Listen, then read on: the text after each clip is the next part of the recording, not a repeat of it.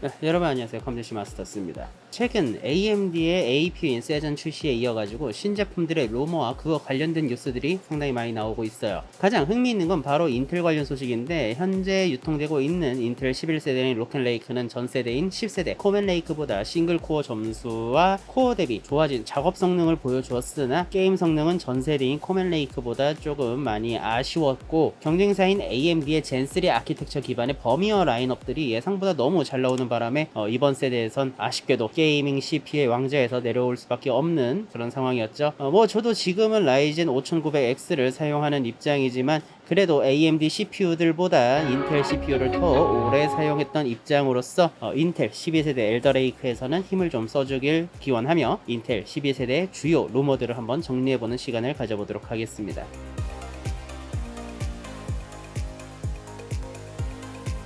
우선 인텔 12세대 엘더레이크는 기본적으로 빅스몰 칩으로 구성이 될 것으로 보입니다. 아직 루머이지만 예를 들어서 16코어 엘더레이크 CPU 기준 고성능의 8코어와 저성능의 아톰 기반 8코어를 장착을 해서 16코어를 이렇게 이룬다는 거죠. 만약에 간단한 웹서핑이나 넷플릭스 혹은 아주 가벼운 게임을 할 때는 아톰 기반의 스몰 코어가 작동을 해서 소비 전력과 발열 부분을 좀 해소를 해줄 거고, 영상 편집이나 기타 여러 작업들 혹은 고사양 게임을 할 때는 빅코어가 작동을 해서 성능적인 부분을 커버한다, 이렇게 볼 수가 있겠네요. 사실 이런 하이브리드 구성은 이번이 처음이 아닙니다. 작년 인텔에서 랩탑용으로 출시했던 레이크필드에서 이런 하이브리드 구성을 보여줬었는데, 우리나라에서는 대표적으로 삼성의 갤럭시 북 S에서 사용이 되어 있었어요. 평가는 나쁘지 않았던 것 같은데, 데스크탑에선 이러한 하이브리드 CPU 구조가 성능에선 어떠한 결과를 보여줄지 기대가 되는 것과 동시에, 만약에 작동 알고리즘에 버그가 생겨서 빅코어가 작동을 해야 할 때 작동을 하지 않는다거나 하면은 오히려 체감 성능은 떨어지지 않을까, 이런 걱정도 동시에 같이 다가오는 것 같습니다.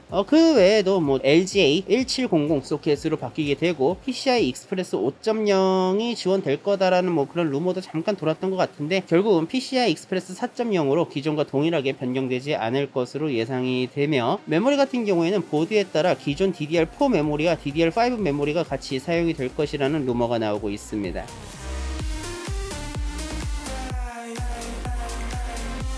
자, 이번에 유저 벤치마크 사이트에서는 인텔 땡땡땡땡이라는 이름으로 CPU가 등록이 하나가 됐는데요. 16코어 24스레드의 제품이었으며, WCC F테크에서는 이것을 i9 12900K의 엔지니어링 샘플로 예상을 하고 있습니다. 이 데이터에 따르면 사용된 메모리는 16GB의 마이크론 DDR5 메모리가 사용이 됐으며, 이 DDR5 메모리의 클럭은 4800MHz로 확인이 되었습니다. 좀 전에 말씀드린 대로 여기에 사용된 CPU 코어는 16코어 24스레드인 걸로 확인이 되었지만, 클럭은 베이스 클럭 1.8GHz, 터보 부스터는 3.05GHz로 루머로 공개된 클럭보다 낮은 수치가 나와 있다는 것으로 확인이 되어 있는데, 엔지니어링 샘플 같은 경우에는 실제 출시될 제품보다는 성능 부분이 좀 많이 제한이 되어 있고, 또 기능도 많이 제한이 있는데, 아마 그러한 부분 때문에 이런 모습을 보이고 있는 게 아닐까 생각이 됩니다. 하지만 엔지니어링 샘플이 아닌 실제 출시 모델과 제일 가까운 QS 모델의 벤치마크 또한 유출이 되었는데, 12900K가 시네벤치 R20에서 싱글코어 점수 810점, 멀티코어 점수가 11600점이 나오면서 싱글코어 점수와 멀티코어 점수 모두가 경쟁사의 라이젠 5950X보다 높은 점수를 보여줬다고 하는데, 정말 사실이라면 아주 놀라운 점수와 성능이다, 이렇게 볼 수밖에 없을 것 같습니다. 심지어 이 점수는 별도의 오버클럭은 하지 않았고 순행 쿨러를 장착해서 나온 점수라고 하는데, 이게 사실이라면 정말 대단한 성능의 CPU가 나오는 게 아닐까, 그렇게 예상이 되네요. 다만 로켓레이크도 출시할 때 싱글코어 점수나 멀티코어 점수는 코어 수가 줄어든 것 치고는 멀티코어 점수도 생각보다 잘 나왔고, 싱글코어 점수도 생각보다 되게 잘 나온 편이었습니다. 근데 게임 성능은 조금 별로였죠. 그렇기 때문에 게임 성능을 좀 중요하게 여기시는 유저분들은 조금 기다려 보시는 게 좋을 것 같습니다.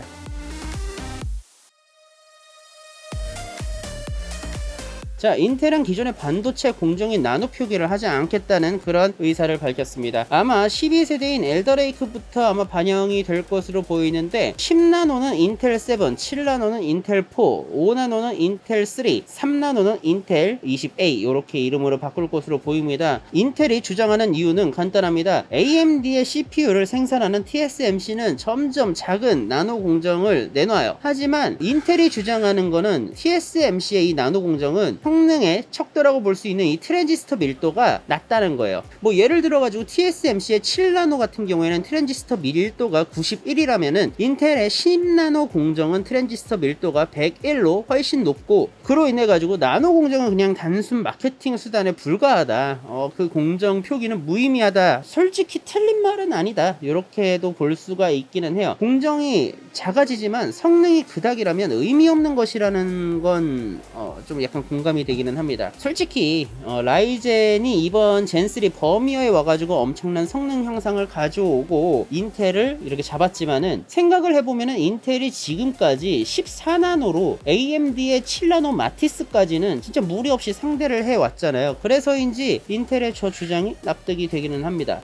뭐 다들 뭐 인텔 14나노 공정이 뭐 사골이네 뭐네 말은 많았지만, 적어도 인텔 10세대인 코멜레이크까지는 AMD의 젠3 버미어가 나오기 전에 다들 매우 잘 쓰셨잖아요. 이게 어찌 보면은 공정과는 별개로 성능이 좋으면 우선은 뭐 욕하면서도 쓰는 뭐 그런 거를 증명해냈다, 이렇게 볼 수 있지 않을까 좀 생각이 드는데, 뭐 아무튼 인텔은 이렇게 선입견을 가지고 있는 이 공정 딱지를 이제 떼어버리는 작업을 시작을 했다, 이렇게 볼 수 있지 않을까 생각이 듭니다.